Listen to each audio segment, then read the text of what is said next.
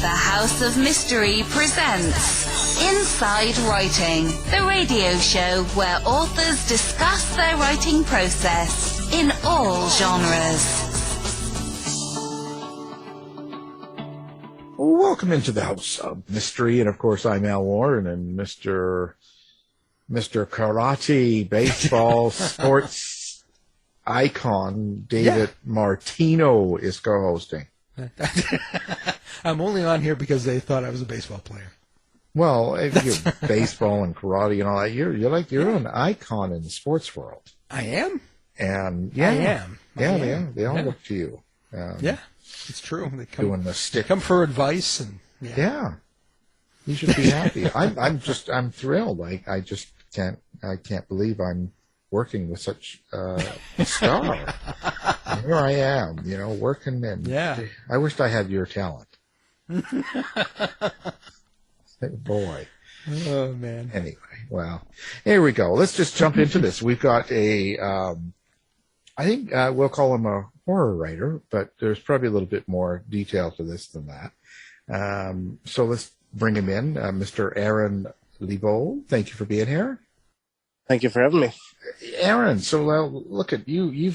You've got a book out now, and you're doing writing now and all this stuff. And it's kind of a little bit later in your life as well. It's not something that you're not like a 20-year-old or something. Nope. So what happened to make you start writing at like an older age?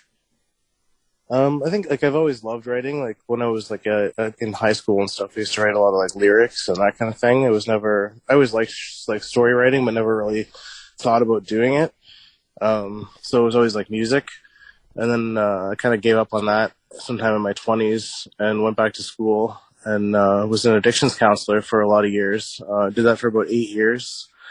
And I just started feeling like I needed something different, and my education wasn't really good enough to go go further in it. And it was just I don't know, it was just kind of a rock and a hard place. I needed something to feel to focus on, and I just kind of for some reason decided that I wanted to try actually writing a book.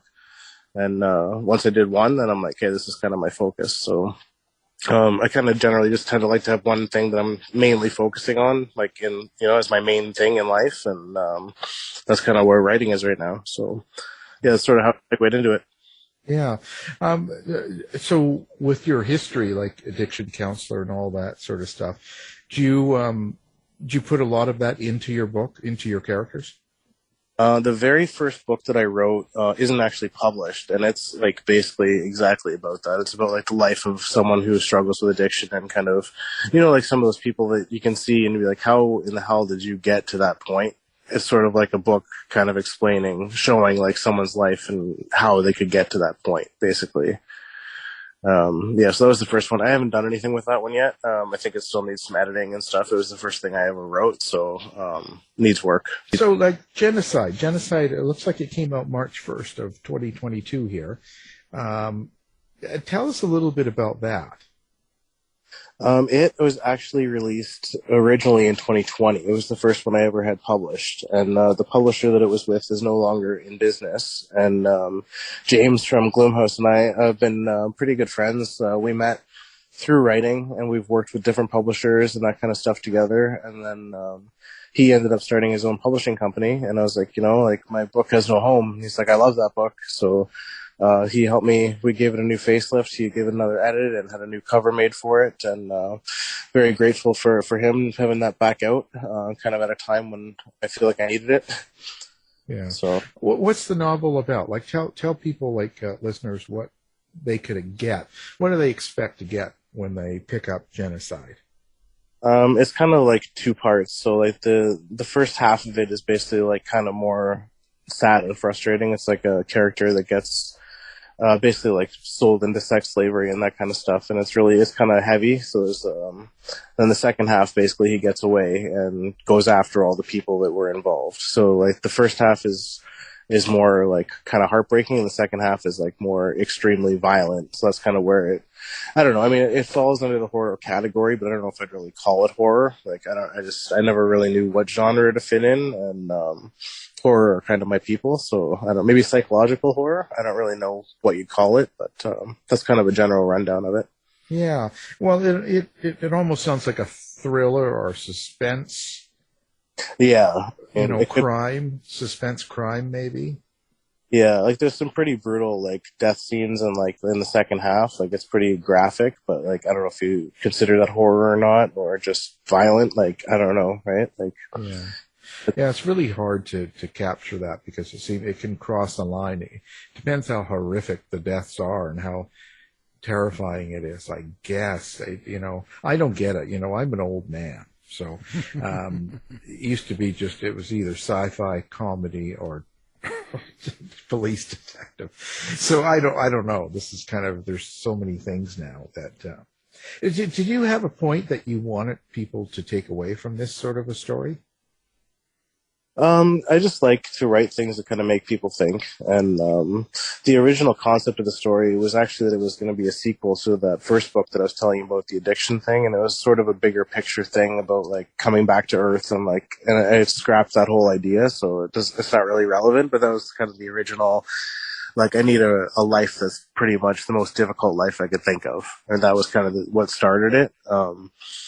But as far as like meaning, like I kind of just like to let people interpret what they want out of it as well. But I just like to try to write things in a way that make people sort of think and give them the opportunity to be able to interpret things from it, right? So, if that makes sense. Yeah. No, that's a good way of doing it. Sometimes it's rather than direct someone. How did writing this change you?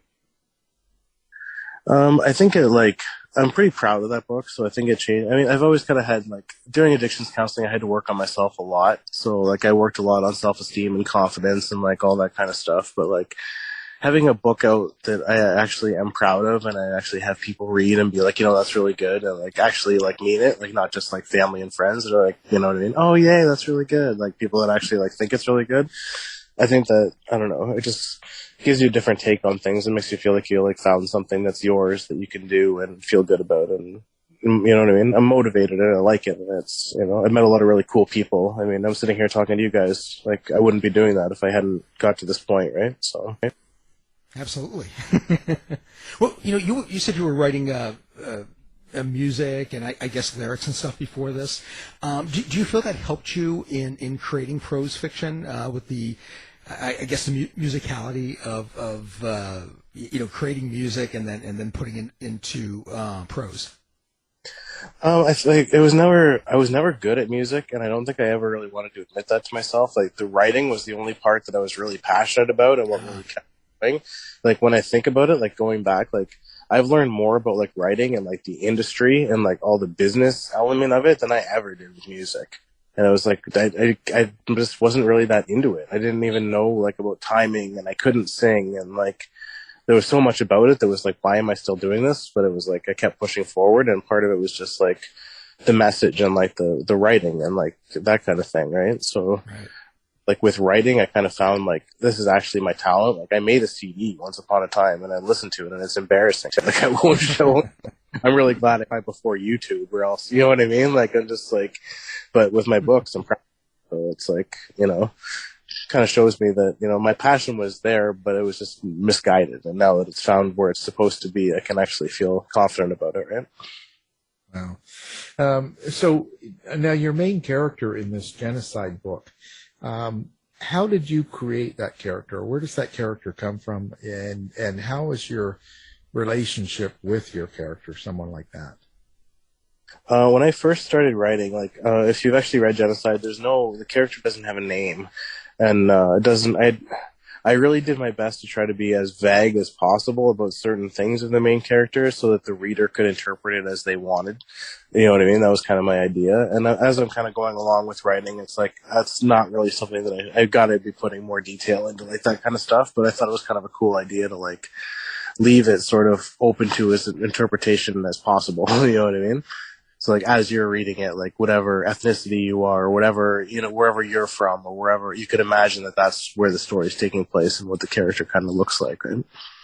Right.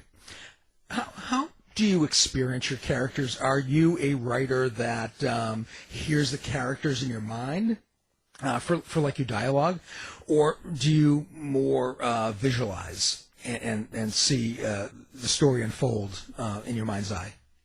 I think a bit of both. Again, like going back to being an addictions counselor, like 90% of being an addictions counselor is empathy. Like you have people come in from all kinds of different areas with all kinds of different sad stories, and to be able to really help them, you have to put yourself in their position, right? Like not like worry for them, but like understand them, right? So it's like kind of doing that with like fictional characters. It's like taking a character and like creating a scenario and really putting myself in that position and kind of using those skills that I created in like real life in a fictional sort of way to represent like what I'm seeing in my head, right? I don't know if that makes sense, but Well, Absolutely. so when you do a character like that, do you actually do you tell the character what to do, or do you have one of those relationships where the character tells you?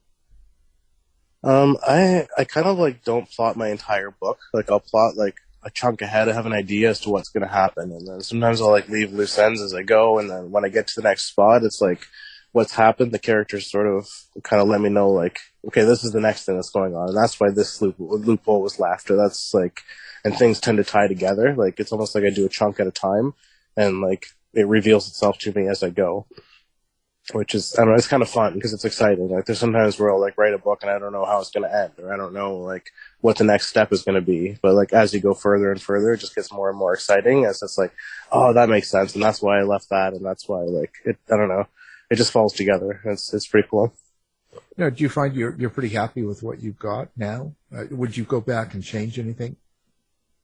Genocide, I actually did. I wrote it, like I said, in 2020, and I was still new, so like my actual writing skill was not as good as it, you know what I mean? Once I'd written a couple more books, and then I went back and looked at that, I'm like, actually, I got one negative review on Amazon, and I was like, instead of being like, screw them, I was like, look at what they said, and I went back, and I'm like, you know what? They're right. Like, when my very, very first edition of that book, it's like I was trying to sound smarter than I was, or trying to use words that didn't necessarily need to be there. You know what I mean? Like it could have been simplified and so I went back and rewrote the entire book.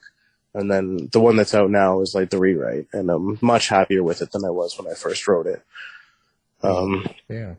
Well, that's good. I mean, that's good that you were able to do that and you're happy now, you know, in a sense. So what do you got coming up next? You got something else coming out soon, don't you? You were saying in August here. It's called Born Sick. It's with D&T Publishing. It's about like kind of like a couple of messed up doctors. So it was a pretty fun one too. It'll be coming out. I don't know the Amazon date. I think the end of August. There's a platform called Godless that sells ebooks and stuff, and it's coming out on Godless August 5th. Wow. Well, that's good. So what can people expect from that book? What are they going to get? That one is a little bit more like just sort of twisted, like horror-y kind of like, I don't know. It was kind of more just a fun one to write. I had the idea for it and kind of ran with it. So, yeah, it's just about like two doctors and their families, and it kind of goes back and forth between like the life they're living now, and then it goes like chapter by chapter, like back to med school, like when they met, and like kind of explains how they became friends and like all that sort of stuff. So how they became okay with each other's weirdness and that kind of thing. So, so when you do something like that, where do you do your research, or does it just all come from your own experience and mind?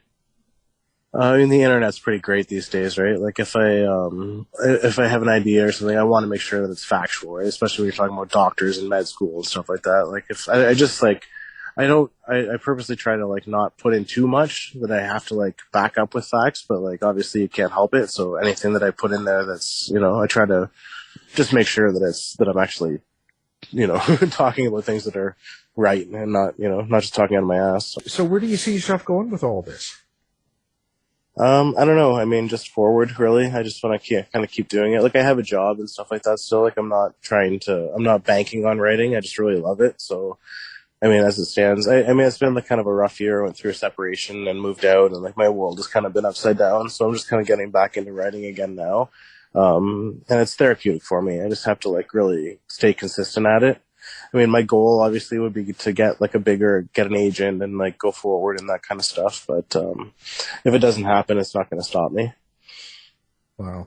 So do you stay in contact with people that read your books, or or fans or anybody like that? Do you have like a website or social media that you like people to find you on? I've been working on a website, but it's still not even live yet. I just talk to people kind of through Facebook and stuff. I have an author page, which is my name. And then I have, my Instagram is, Lebold author.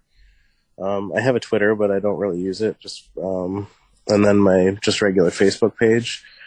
Yeah, I mean, I keep in touch with people. Like, I've met a lot of really cool people, like, through this community, like other horror authors. And like I said, I've worked with a few different publishers and stuff like that. So other writers for those publishers and that kind of stuff. I've met a lot of really cool people.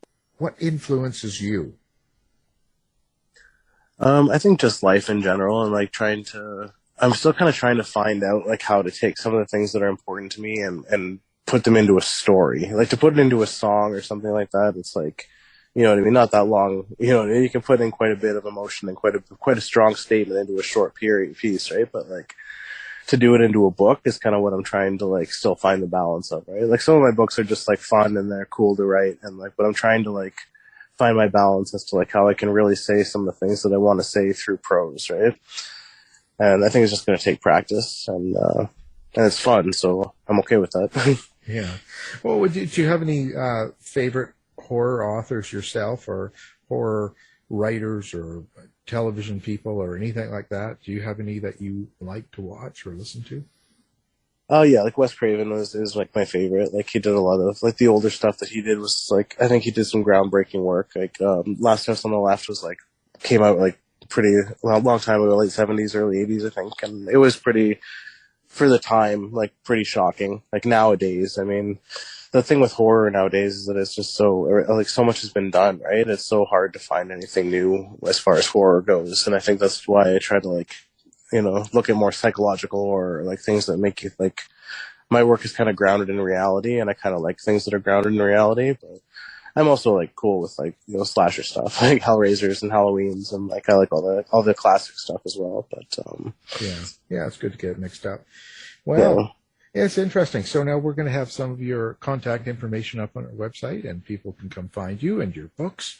You know, and of course, we're talking about Genocide here, and our guest is Aaron Lebold. Thank you for coming on the show. I appreciate you having me. Tired of wasting time trying to decide what to watch on your streaming service? Go to our website and look for the Martino movie reviews. You've been listening to the House of Mystery radio show. To find out more about our guests, hosts, or shows, go to www.houseofmystery.com. Show's over for now. Was it as good for you as it was for me? Well, good night. This has been a production of Something Weird Media. I'll be back.